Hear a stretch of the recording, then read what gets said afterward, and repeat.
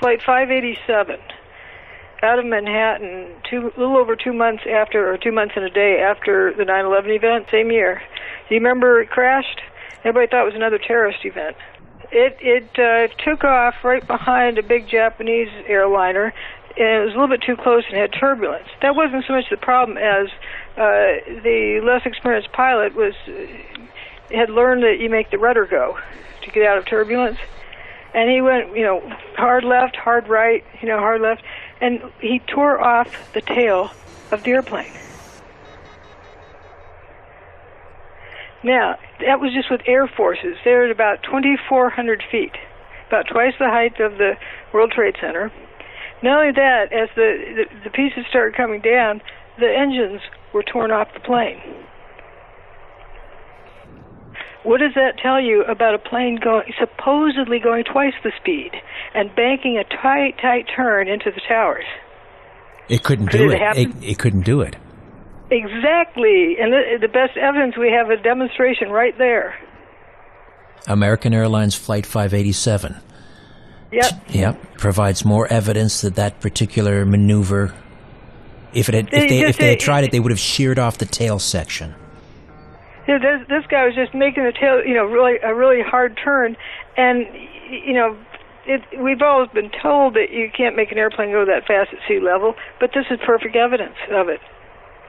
The air is so thick there, but also that it tore the engines off of the plane on the way down. They landed before the main body did. There you go. I don't think anyone has made that connection between American Airlines Flight 587. That crashed in Queens, by the way, and that happened just a couple months, as you say, after 9/11. Yeah, it was the 12th of November, 2001, and it shows. I mean, this plane was in perfect condition, and is unfortunately the first officer had been taught to, if you're in turbulence, you use the rudder hard.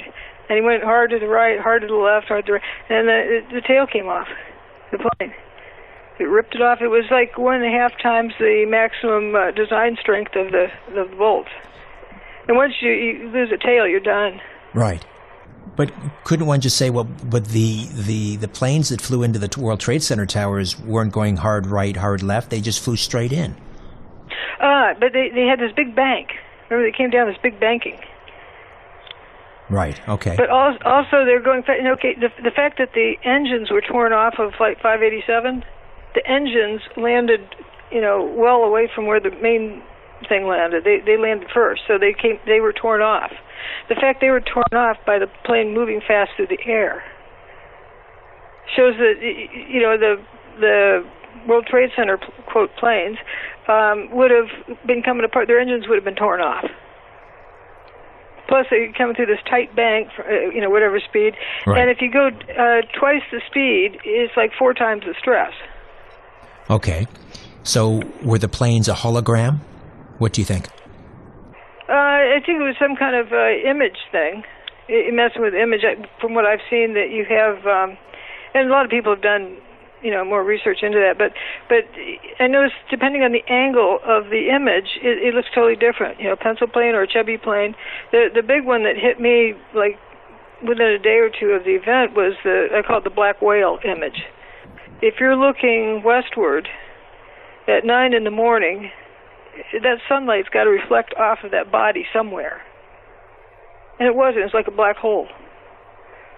So when light doesn't do what you think it's supposed to do, you start wondering about what's happening with the optics. But people make assumptions. That's real easy for people to do. Especially they're shown this deal about airplanes, and the building goes poof, and they assume that the airplanes caused the poof of the building, and that's all that's needed, and then they're done. So that's what happens when you use assumptions.